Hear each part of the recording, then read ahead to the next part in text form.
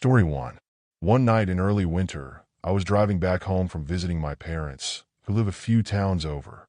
The route I took was one I knew well: long, empty stretches of road cutting through thick forest on both sides. It was a chilly night, and the moon was bright enough to cast eerie shadows across the road. About halfway through the drive, I noticed my gas gauge creeping toward empty. I hadn't filled up earlier, assuming I'd make it home without any trouble. But now, with miles of pitch-black road ahead and no towns in sight, I began to worry. Relieved, I spotted a flickering neon light up ahead, an old, run-down gas station. It looked like it hadn't been updated since the 80s, the kind of place you'd only stop if you were desperate. And I was. I pulled in, the only car at the pumps. The place was eerily quiet, and the wind howled through the surrounding trees. As I stepped out of my car, I could hear the creak of the gas station's door slowly swinging open, and a man stepped out from behind the counter. He was tall, scruffy, and looked like he hadn't slept in days. His eyes were dark, almost hollow, and he stared at me for a little too long. "Just fill up and get out," I told myself, trying to shake off the growing unease. But then, something odd happened. As I started pumping gas, I heard faint movement from behind the building, like someone or something was walking around. I glanced toward the back of the station and saw what looked like a shadow moving. It was too big to be a stray animal, but I couldn't make out what it was. The sound grew closer, and I heard something dragging on the ground, slow and deliberate. I froze, my eyes scanning the dark behind the station. That's when the gas station attendant started walking toward me, his movements stiff and mechanical. "You should leave now," he said, his voice barely above a whisper. I stared at him, my heart pounding in my chest. "What?" I managed to ask, my voice trembling. "Leave now," he repeated, his eyes wide, darting toward the back of the station. Every instinct screamed for me to run. Without even looking back, I jumped into my car, turned the key, and sped out of there, leaving the pump still dangling from my gas tank. In the rearview mirror, I saw the shadow from behind the building step into the dim light of the station. It was a man, tall, gaunt, with long limbs and a face that didn't look right. His mouth hung open in a twisted grin, and he seemed to be dragging something heavy. That's when I saw it. Behind him, on the ground, was another body, lifeless, being dragged like a sack of meat. I couldn't make out much before I lost sight of them, but I knew something wasn't right at that station. For the rest of the drive, I kept glancing in the mirror, half expecting to see that thing chasing me. By the time I got home, my hands were shaking so badly I couldn't get the key in my front door. I locked myself inside and sat there, heart racing, thinking about how close I might have come to never leaving that gas station. To this day, I don't know what I saw. I reported the station to the police, but they never found anything. No body, no trace of the man I saw. All they found was an old, abandoned gas station that hadn't been in business for years. But I know what I saw, and I know if I hadn't left when I did, I wouldn't be here to tell this story. Story 2. This story comes from a guy I met while traveling through Russia a few years ago. He was an experienced hunter, born and raised in Siberia, and knew the wilderness like the back of his hand. But even he had a story that made his blood run cold. A story he swore was true and would never forget. It was the dead of winter, deep in the Siberian wilderness, where temperatures drop so low that the air feels like it's cutting your skin. He and two of his closest hunting buddies had planned a long trip, heading far into the taiga, where the forests are so dense and the land is so remote that few people ever venture there. It was a perfect hunting spot, untouched, desolate, and far from any other human beings. They had been out there for a few days, setting up camp in different spots and tracking game. On the fourth day, they stumbled upon something unusual. In the middle of the forest, far from any trail or sign of life, they found a small cabin. It was old, maybe 100 years or more, and looked abandoned. The wood was gray and rotting, the windows broken, and the door hung crooked on its hinges. It didn't make sense for a cabin to be out here. There were no roads for miles, and no one had lived in this area for decades. His friends were curious and decided to take a closer look. My friend felt a deep unease the moment they approached the place. Something about it felt wrong, like it didn't belong in the world of the living. He wanted to turn back, but his friends laughed it off, saying he was just spooked by the isolation. They pushed open the door, and the inside was even worse. The air was musty, and everything was covered in a thick layer of dust. But what really unnerved them were the carvings. The walls were covered in strange symbols and markings, carved deep into the wood. Some that looked like ancient runes, others like twisted human figures. They didn't recognize any of them, but it was clear someone had spent a lot of time in that cabin, and not for anything good. Against his better judgment, they decided to spend the night nearby. It was getting late, and they didn't want to wander through the forest in the dark. They set up their tents a little way from the cabin, built a fire, and tried to settle in, but the strange feeling from earlier didn't leave them. That night, as the wind howled through the trees, my friend couldn't sleep. He lay awake in his tent, staring at the canvas above him, feeling like something was watching. Around midnight, he heard the first scream. It was faint at first, carried on the wind, but unmistakable. A long, drawn-out wail like someone or something was in agony. He bolted upright, thinking it was an animal, maybe a wolf or a bear in distress. But then he heard it again, this time closer. And it wasn't just one scream. There were many, overlapping, echoing through the forest, rising and falling like a twisted symphony of pain. His friends woke up, too, and they quickly gathered around the fire, rifles in hand. The screams seemed to be coming from all directions, as if they were surrounded. They scanned the tree line, looking for any sign of movement, but there was nothing, just darkness and the sound of their own ragged breathing.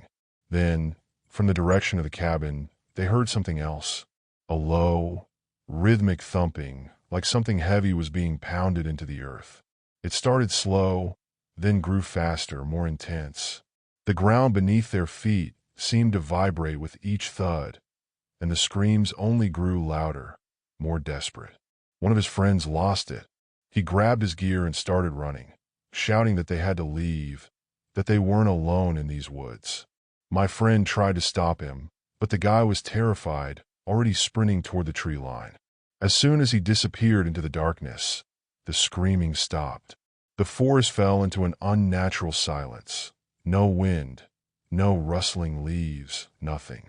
Just the oppressive stillness that made them feel like the world had come to a halt. Minutes passed, and his friend didn't return.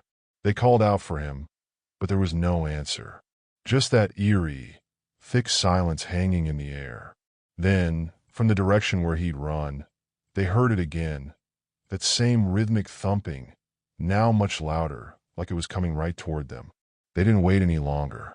Grabbing what little they could, they bolted, leaving their tents, the fire, everything. They ran through the forest, not caring about the terrain or how far they had to go. The thumping followed them for miles, always just behind, like something massive was chasing them through the trees.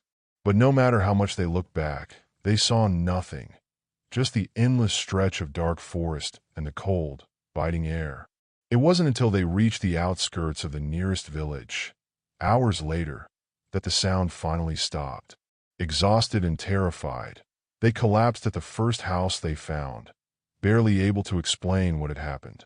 The villagers listened quietly, their faces grave, and when my friend mentioned the cabin, they all went pale. One of the older villagers told them that the cabin was cursed. It had belonged to a family who lived in the woods over a century ago, until they all disappeared one winter, leaving no trace. After that, anyone who stumbled upon the cabin never returned. The villagers avoided that part of the forest, saying that it was a place where the dead didn't stay dead. My friend never went back to the taiga after that.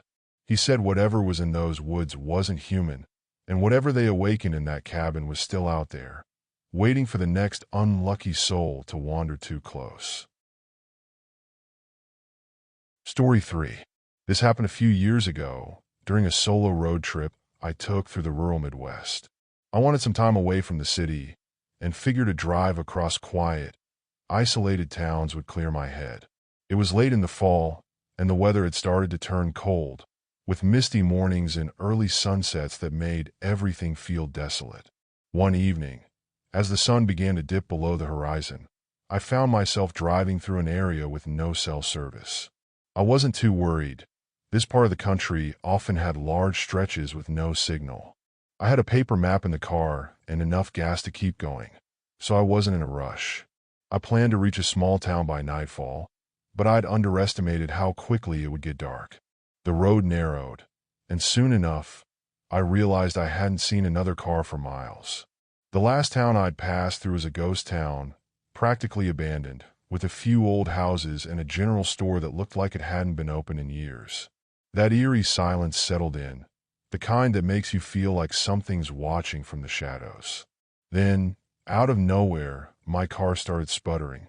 The engine whined and struggled until it finally stalled completely, leaving me stranded on the side of the road in the middle of nowhere.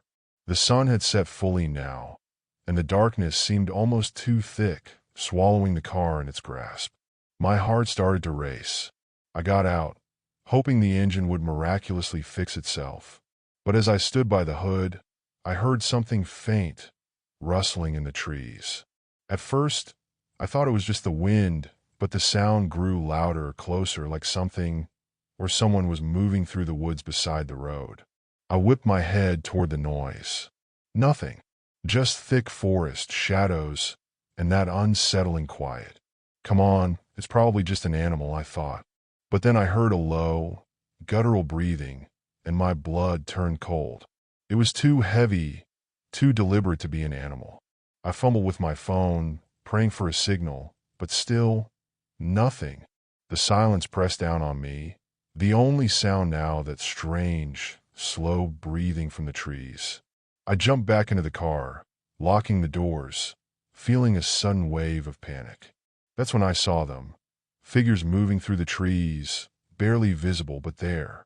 Tall, human-like shapes moving in unison, slowly but purposefully toward the road. Toward me. My breath caught in my throat as I realized there were at least 3 of them, moving together like a hunting party. Their faces. I couldn't see them clearly, but their movements were jerky, unnatural, like they weren't used to walking on 2 legs. And they kept getting closer. I turned the key, desperately trying to restart the car. It groaned and sputtered, but wouldn't turn over. I was trapped. And those things, they were almost to the tree line now. I could make out their shapes more clearly in the dim moonlight. Tall, thin, their heads cocked at odd angles. One of them was dragging something behind it, a long, heavy object scraping along the road. I don't know what happened next. Maybe it was pure adrenaline, but the car finally roared to life. I slammed the gas, not even caring if I damaged the engine. I tore down that road as fast as I could, my eyes flicking between the rearview mirror and the road ahead. In the mirror, I saw them step onto the road, watching me speed away, their silhouettes growing smaller until the darkness swallowed them. I didn't stop driving until I reached the next town, hours later, shaking and drenched in sweat. I checked into the first motel I could find and locked myself in the room, pushing the dresser against the door. I tried to explain it to myself. Maybe it was just hunters in the woods, I told myself. Maybe it was a trick of the light, my mind playing tricks. But deep down, I knew those weren't people out there in the woods. And I knew they were hunting. I still avoid that part of the country when I travel. Whatever those things were, they're still out there, in the dark, waiting for the next stranded traveler. Story 4. My grandfather told me this story, and it stuck with me ever since. He rarely talked about his time in World War II, but one night, after a few drinks and some prodding from the family, he finally shared an experience that still gave him nightmares. It was late in the war, sometime in 1944, and his unit had been pushing through the dense forests of Eastern Europe. The terrain was unforgiving, thick woods, fog that never seemed to lift, and an ever-present chill that crept into your bones no matter how many layers you wore. They'd been on edge for weeks, constantly ambushed by enemy patrols and artillery. But it wasn't just the war that made the place feel wrong. There was something else in the air, something more sinister. One night, after a long march, they were ordered to set up camp in a small, abandoned village deep in the forest. The village was strange. The houses, if you could call them that, were crumbling and covered in moss, like they hadn't been lived in for decades. No sign of life, no animals, no people, nothing, just silence. But they were exhausted, and orders were orders. Grandpa said they set up their tents in what looked like the village square, but something felt off from the moment they arrived. A few of the men commented on it, how the village seemed too quiet, too still, but everyone was too tired to think much of it. That night, while the men sat around a small fire, sharing rations and trying to keep warm, they heard it for the first time, a faint, distant scream. It was so far away that at first they thought it might be the wind, but then it came again, closer this time. A high-pitched, blood-curdling scream that echoed through the trees. Every man around the fire froze, their eyes darting toward the woods. Grandpa said he felt his heart in his throat, his fingers tightening on his rifle. They waited, listening, but the scream didn't come again. The forest was silent once more, except for the crackling of their fire. Hours passed. The men settled back down, convincing themselves it was just the wind, maybe a wild animal. They posted a couple of guards and went to sleep, hoping for a few hours of rest before the next march. But in the dead of night, the screaming returned. This time it was close, too close. And this time, it wasn't just one voice. Multiple screams echoed from the woods, overlapping, frantic, like people were being slaughtered just beyond the tree line. The men jumped up, grabbing their weapons, scanning the darkness, but there was nothing to see. Just the sound, piercing the night, making their skin crawl. Grandpa said they tried to shine their flashlights into the woods, but the beams barely penetrated the thick fog. The trees stood like black silhouettes, watching them. And the screaming, it was coming from all directions now, surrounding them. One of the younger soldiers, barely 19, panicked and bolted into the trees, shouting that he was going to find out what was happening. The others called after him, telling him to stop, but he vanished into the fog, his flashlight swinging wildly before disappearing into the darkness. Silence. The screams had stopped, and now there was nothing but the sound of their own panicked breathing. They waited, rifles at the ready, eyes wide, staring into the night. Then they heard it again, the dragging sound. It started faintly, almost indistinguishable from the rustling leaves. But it grew louder, closer, like something heavy was being pulled through the underbrush. The fog shifted, and out of the trees came the young soldier. Or what was left of him. Grandpa said he could barely recognize the boy. His body was mangled, torn apart as if by something far more vicious than a human enemy. His legs were broken at unnatural angles, and his face was twisted in terror, frozen in a scream he never got to finish. But worst of all, something had carved strange symbols into his skin, symbols none of the men recognized, burned into him like some kind of ritual. They backed away, horror gripping them, as the body collapsed at the edge of the camp. Then the fog seemed to thicken, and from the trees, they saw movement. Shadows shifting in the mist, dozens of them. Figures, but not human. Tall, thin shapes with glowing eyes, standing just at the edge of the forest, watching. The men retreated, abandoning their gear and running from the village as fast as they could. They didn't stop until they reached the next Allied camp hours later. And even then, no one spoke of what they saw. Grandpa said the higher-ups wrote it off as enemy action, that the village had probably been a massacre site during the war, and that the screams were echoes of those who died there. But he knew better. The forest they'd camped in wasn't just haunted by the war. It was cursed long before any soldier set foot there. He never went back to that part of the world, and he made sure to tell me, with a seriousness that chilled me to the bone, never go into the woods at night, especially not alone. If you enjoyed these stories, please like and subscribe. Also, check out my other videos.